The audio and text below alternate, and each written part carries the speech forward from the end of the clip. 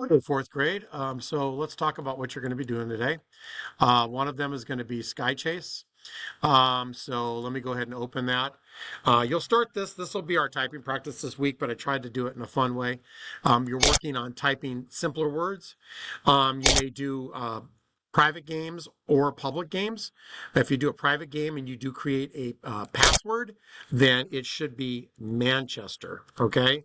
But that way, anybody in the class can join it. All right.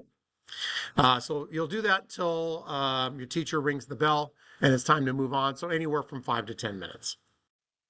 The next part you'll do is you're going to be using your Microsoft login with code.org.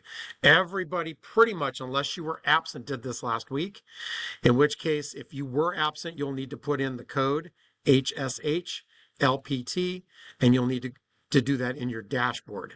So, but basically, everybody's going to be going in. Almost all of you have already done this, opened this up with me last week. So you're going to need to, again, go to your dashboard. And then you're going to see at the very bottom of the screen, mine looks different, but at the bottom of the screen, you're going to see this code your own sports game. Okay.